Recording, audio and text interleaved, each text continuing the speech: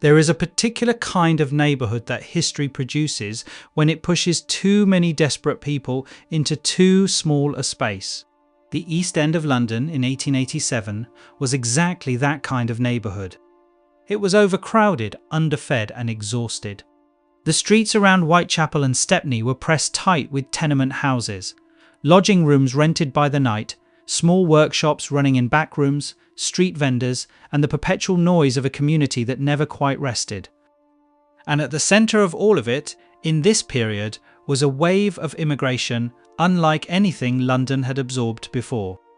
Jewish families had been fleeing persecution in Eastern Europe for decades, from Poland, from Russia, from the Pale of Settlement, where Tsarist law had confined Jewish communities to certain regions and then subjected them to periodic, catastrophic waves of violence called pogroms. The survivors came west.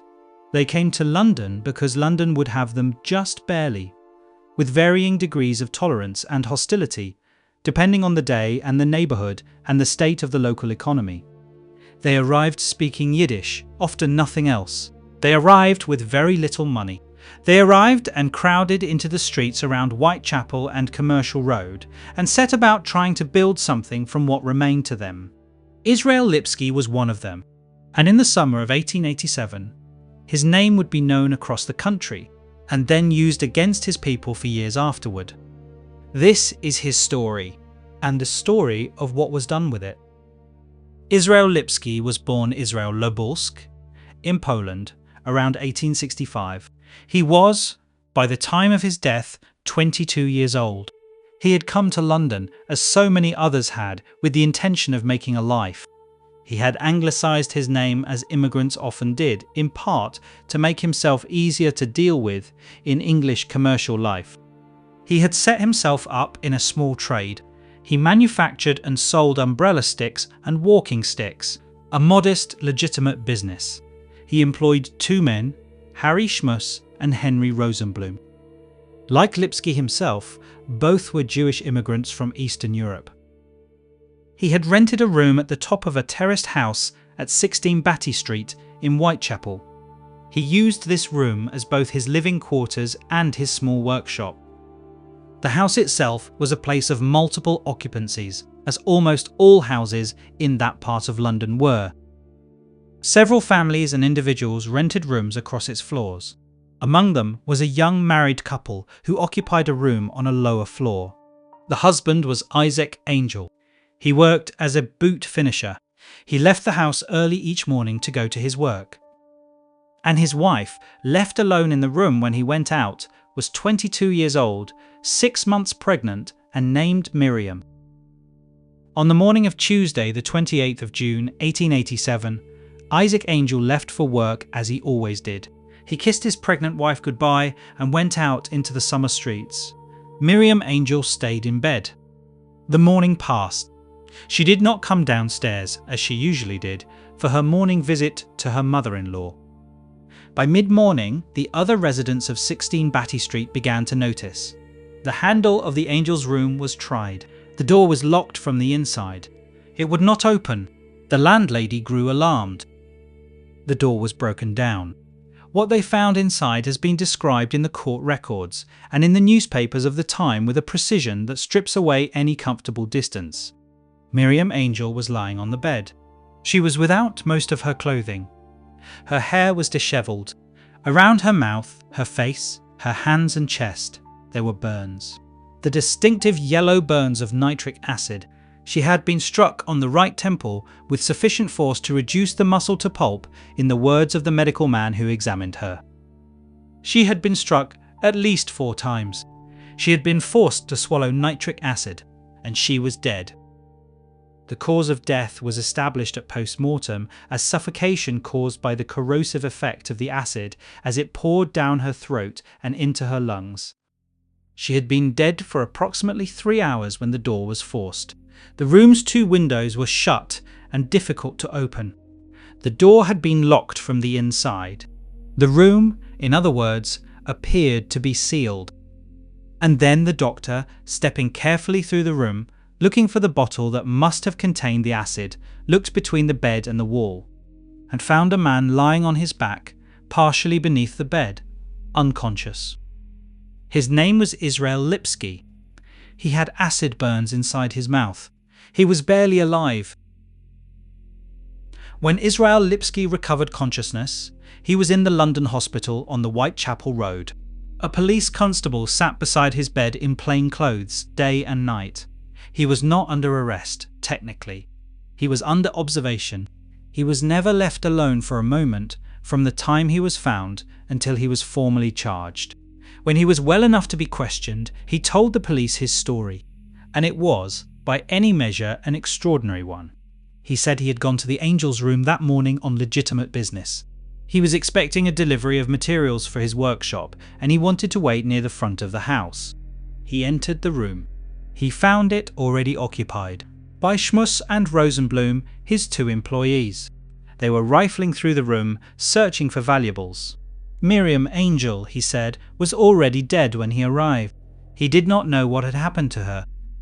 Before he could do anything, he claimed the 2 men turned on him.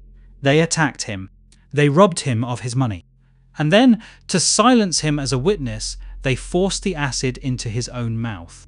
They shoved him under the bed and left. The prosecution's response to this account was immediate and withering. There was no evidence that Schmuss and Rosenblum had been anywhere near the room.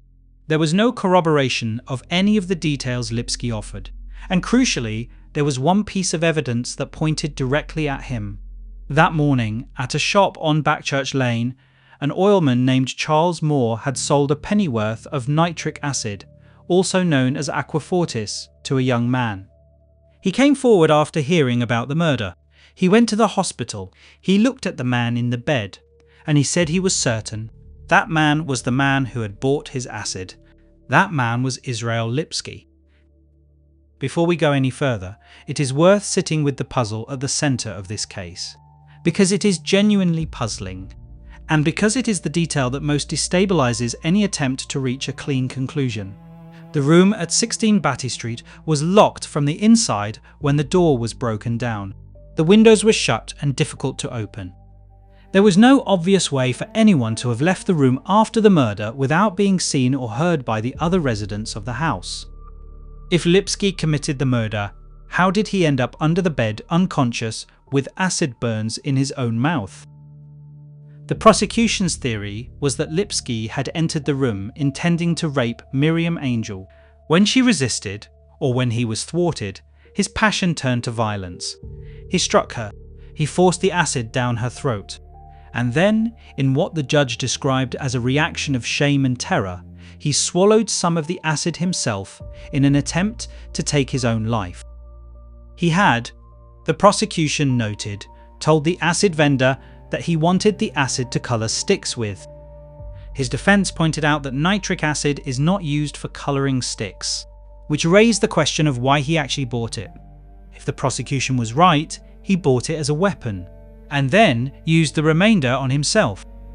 If Lipski was telling the truth, he bought it for his work. The 2 men stole it from him, used it on Miriam, and then forced some into his own mouth. His defence also pointed to an abrasion inside his mouth. A physician at the London hospital found what appeared to be an injury consistent with something having been forced into his mouth. The prosecution's medical witness said the same abrasion might have been caused by the stomach pump used to treat him after his admission to hospital. Both explanations were possible. Neither could be proven. The room was locked. The windows were closed. Miriam Angel was dead. Lipski was under the bed. And the question of exactly what had happened in that room between roughly 9 o'clock and 11 o'clock on a June morning was never conclusively answered. Mr. Justice James Fitzjames Stephen was one of the most formidable legal minds in England. He was the author of a monumental digest of the criminal law. He had served as a law member of the Council of India. He was learned, distinguished, and enormously influential. He was also, in the Lipski case, a problem. From relatively early in the trial, it became apparent to observers that Justice Stephen had formed a view. He believed that Israel Lipski was guilty. He believed the crime had been one of sexual violence. and his summing up to the jury, which came after barely 2 days of evidence, reflected those beliefs with a directness that many contemporaries and virtually all later analysts found troubling. He walked the jury through the most probable explanation of the scene in that room.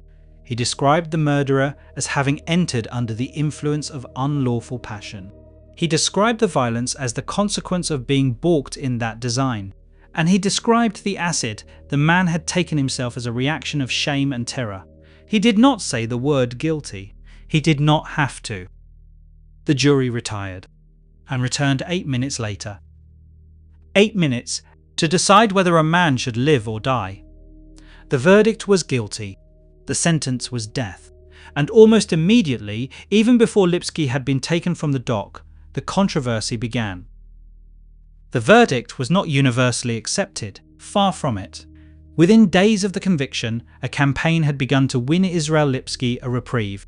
The most prominent voice in that campaign was William Thomas Stead. Stead was the editor of the Pall Mall Gazette. He was one of the most influential journalists in England. He was a campaigner, a crusader, a man who used his newspaper as a weapon for the causes he believed in, and he believed, or at least publicly argued, that Israel Lipski might be innocent. He published piece after piece questioning the evidence, questioning the 8-minute verdict, questioning the adequacy of the defence. The Pall Mall Gazette raised a series of points that deserved to be considered. The identification by the acid seller was crucial evidence. But identification of a stranger seen briefly in a shop in the 1880s without photography, without any lineup procedure, without any of the safeguards that modern criminal procedure would require, was a frail reed on which to hang a man. The defence had done almost nothing to challenge it. The locked room problem was never adequately addressed. The question of whether Schmuss and Rosenblum had actually been in the building that morning was not fully investigated. And the question of motive was, at best, theoretical. There was no established history of any improper interest on Lipski's part in Miriam Angel. The prosecution's theory that he had entered her room driven by unlawful passion was an assertion dressed up as an explanation. Petitions were gathered. Thousands signed them. Lipski's solicitor sent a telegram to Queen Victoria proclaiming his client's absolute innocence. Queen Victoria, it was reported, was personally troubled by the case. The New York Times reported that London was more engrossed in the case than with the fate of the government. The Home Secretary, Henry Matthews, felt the pressure. He agreed reluctantly to postpone the execution by 1 week. He and Justice Stephen would meet to consider a reprieve. It seemed possible in those days that the campaign would succeed. And then something happened that ended it. On the evening before the rescheduled execution, Rabbi Simeon Singer visited Israel Lipski in his condemned cell at Newgate Prison. Singer was a significant figure in the East End Jewish community. He was a communal spokesman and a rabbi of considerable standing. He and Lipski spoke privately, and when Singer left the cell, he went directly to the Home Office. He informed them that Israel Lipski had confessed. The next morning, a statement was released. It purported to be Lipski's own words, spoken to the rabbi, written down, and now made public. It said that he alone was guilty of the murder of Miriam Angel. It said he had entered the room to steal, believing she had money there.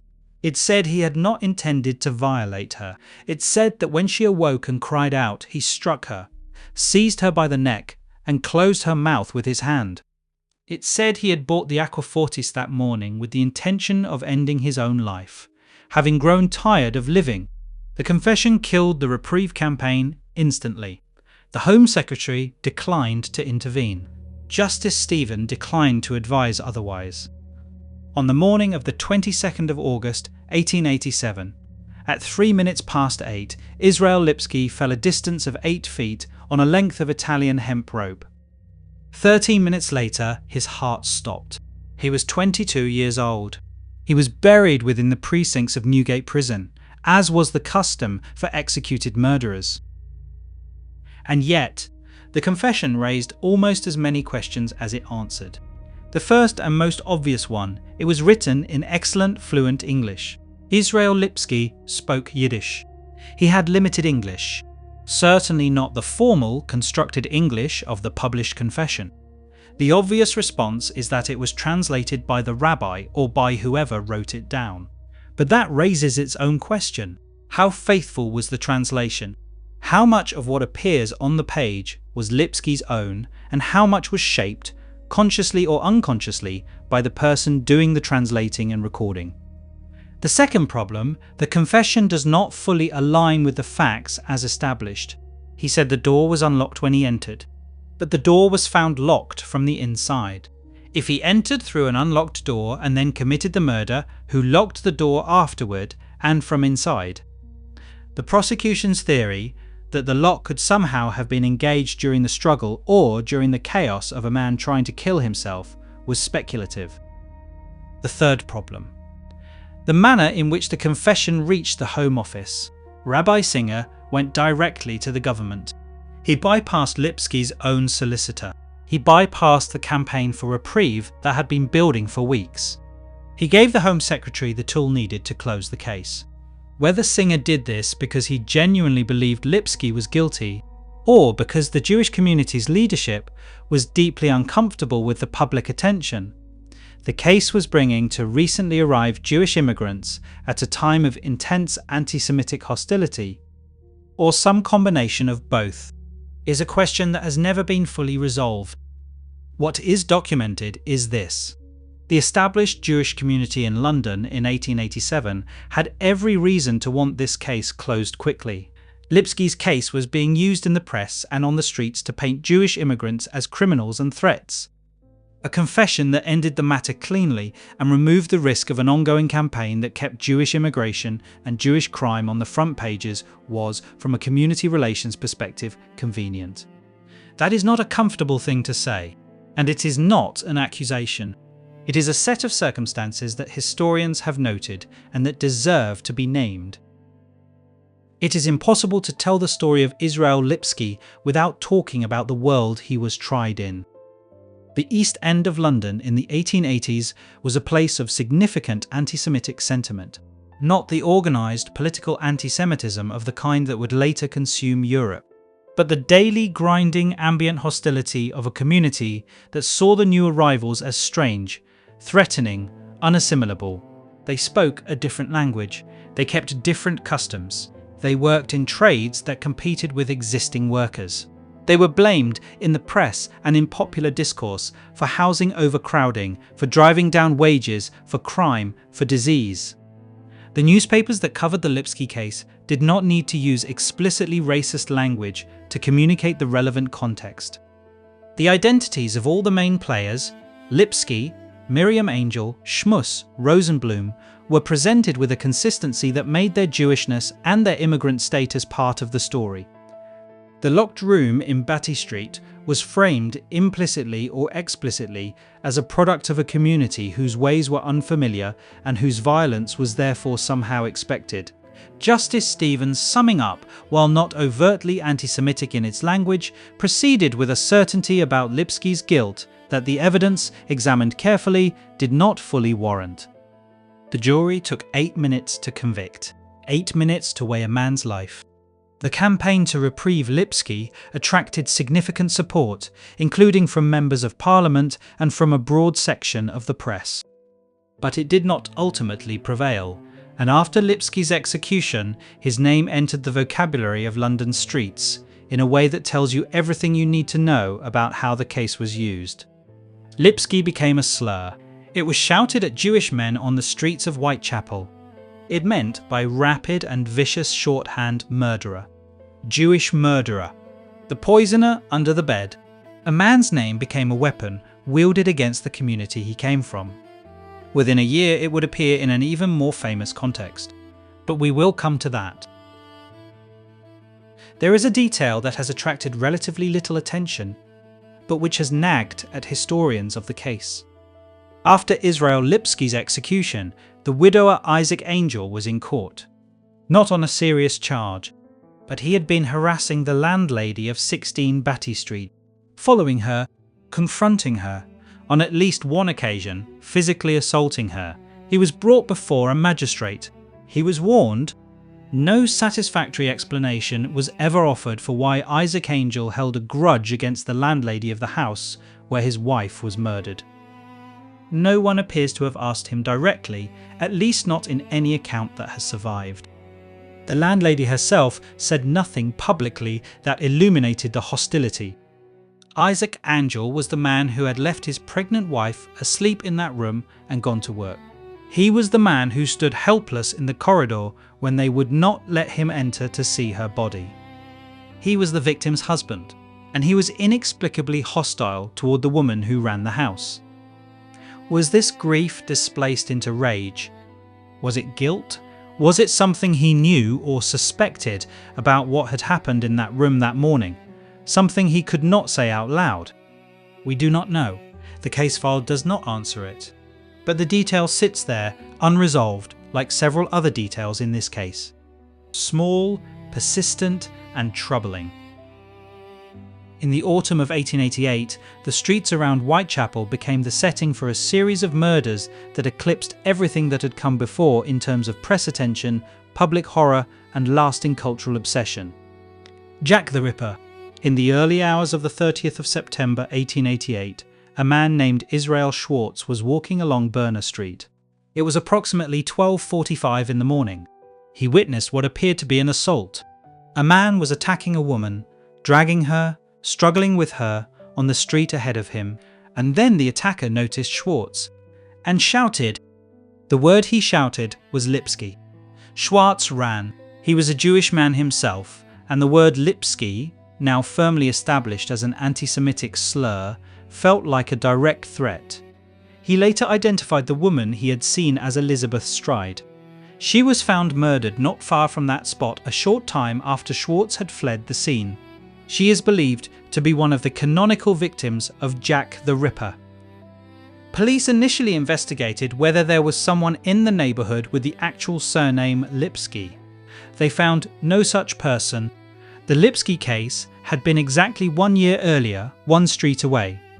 Whether the Ripper shouted Lipski as a slur directed at Schwartz, or whether he was shouting it at a third man also present in the street that night, or whether the word had some other meaning entirely, has been debated for over 130 years. It remains one of the most analysed single words in the entire Jack the Ripper literature.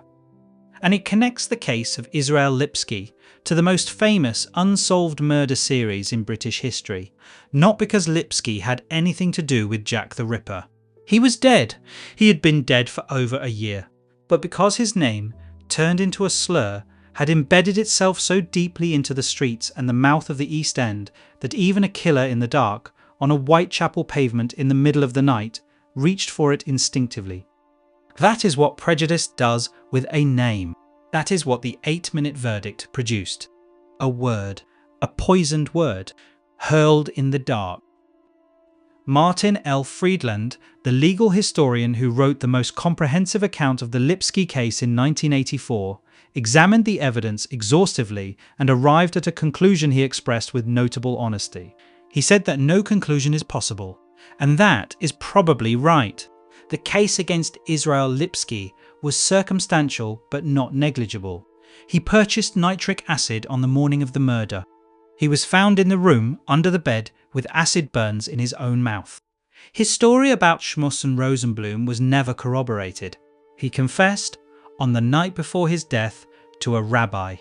That is a substantial body of evidence pointing in one direction. But the counter-arguments are also substantial. The locked room was never adequately explained by the prosecution's theory. The identification by the acid seller, the entire linchpin of the case, was the word of one man who saw a stranger briefly across a counter. The defence was, by the standards of the day, and by the assessment of almost every subsequent analyst, inadequate. The judge's summing up was not a neutral presentation of the evidence. It was an invitation to convict. The jury accepted that invitation in 8 minutes. The confession was rendered in fluent English that a Yiddish-speaking immigrant could not have produced in those words. It was transmitted to the government by a rabbi who bypassed the prisoner's own legal representatives. And it did not resolve the locked room. Lipski was probably guilty. That is the cautious consensus of the historians who have studied the case most carefully. But probably guilty and proven guilty beyond reasonable doubt are not the same thing. And a man was hanged on the basis of the latter, while the evidence may only have supported the former. In a system with capital punishment, that gap matters enormously. It matters in a way that cannot be corrected afterward. Miriam Angel was 22 years old. She was 6 months pregnant. She was left alone in a room in a terraced house in Whitechapel while her husband went to work. She did not come downstairs at her usual time. The door was broken down, and she was found. Whatever happened in that room between 9 and 11 o'clock on the morning of the 28th of June, 1887, Miriam Angel did not deserve it. She deserves to be the centre of this story.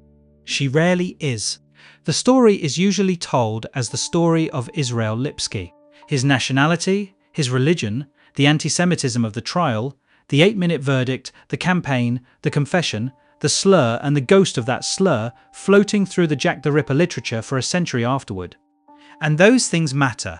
They matter because they tell us something true and important about how justice works and fails to work when the defendant is an outsider, when the defendant is poor, when the defendant speaks a different language, when the defendant belongs to a community that the jury does not belong to and does not fully see as its own. But Miriam Angel was also an outsider. She was also an immigrant. She was also Jewish and poor and living in a rented room in Whitechapel, 6 months pregnant, married to a man who went out to work and left her alone. She was not famous. She has no campaign written about her. No Jewish community leader visited her memory. She was the victim. And as is so often the case, the victim became the supporting character in a story that turned out to be about everyone else. Israel Lipski fell 8 feet on a rope on the morning of the 22nd of August, 1887. He died 13 minutes later.